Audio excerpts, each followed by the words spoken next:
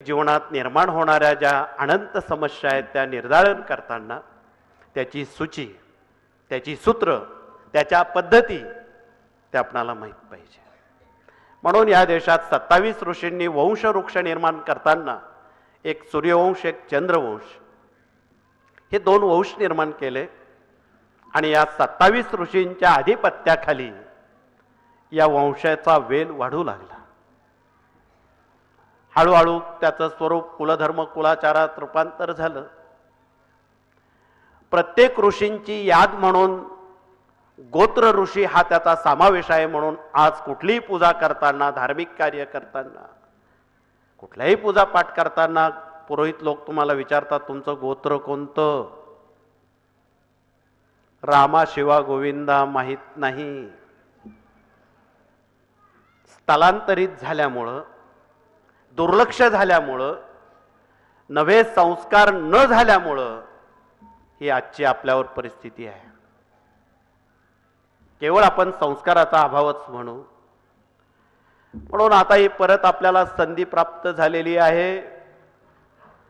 या देशातल्या ज्या भाविकांना आपली गोत्र माहीत नाही, आडनावं माहीत नाही, त्यांना सुवर्ण संधी आहे. त्यांनी आपली नावं रीतसर गुरुकुल पीठात पाठवून द्यावी. आमचं असं असं आडनाव आहे, आम्हाला देवी माहीत नाही, खंडोबा माहीत नाही, गोत्र माहीत नाही. त्यांच्यासाठी आपण नव्यानं अखिल भारतीय स्तरावर सर्व जाती धर्मांसाठी उपयोगी पडणारा ग्रंथ तो तुम्हाला मदत करणार आहे, रस्ता दाखवणार आहे. म्हणून पूर्वाश्रमी सगोत्री विवाह करू नये. सगोत्री म्हणजे दोघे पक्षाचं एकच गोत्र असू नये. भिन्न गोत्र, या भिन्न पद्धती अनादी कालापासून, प्राचीन कालापासून अभ्यासक ऋषींनी अभ्यासातून आपल्या समोर मांडलेले आहेत. म्हणून आपण सर्वप्रथम या मार्गाचं अभ्यासक व्हावं. सेवेकरी जेव्हा हो तेव्हा हो, आधी अभ्यासक व्हावं, नंतर उपासक व्हावं. म्हणून आपण अभ्यासक होताना नेहमी 2 पानं आपण वाचत राहावं, त्याचा अर्थ समजून घ्यावा, त्याचा कार्यकारण भाव समजावून घ्यावा, नाही समजलं विचारून घ्यावं. म्हणून मागाशी भाऊसाहेबांनी सांगितलं आमचे प्रश्न उत्तर करणारे काय करतात, लागोवागो 3 टोले सगळा दावा देऊन टाकतात. नाही हा दावा तर तो नाही तर तो नाही तर तो. 108 पाठ निदान मग सप्तशती स्वामी. अहो हे सांगा पण केव्हा, आल्या आल्या नका सांगू. थोडं त्याला सेवेकरी होऊ द्या, त्याला त्याचं महत्त्व पटवू द्या, नंतर सांगा. हा त्यातला महत्त्वाचा परिस्थितीनं रूप हा निर्णय घ्यायचा असतो. त्याची मानसिकता बघून त्याला दवा द्यायचा असतो. आल्या आल्या भांबावलेल्या माणसाला जर आपण एकदम दरडावलो किंवा रागावलो किंवा अप्रिय बोललो तो तुमच्याकडे कधीच येणार नाही. म्हणून कळकळीचं सांगणं एवढं आहे की जी मुमुक्षुत भाविक लोक आपल्याला विचारणा करतील त्याचा आधी आपण आडनाव विचारा. बाबा तुला गोत्र माहीत आहे का? नाही, आम्ही सांगतो.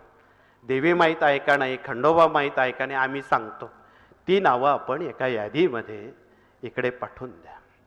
आपण त्याच्यासाठी स्वतंत्र अंक किंवा स्वतंत्र व्यवस्था किंबहुना दरमहा मासिकाद्वारे जेवढी जेवढी कुळं येतील तेवढी तेवढी त्यांची माहिती आपल्याला पाठवून देता येते, सुटसुटीत आणि सोप्या पद्धतीत.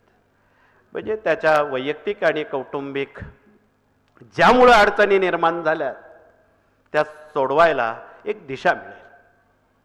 बऱ्याच वेळा कुलदेवतेला कुलदैवताला न गेल्यामुळं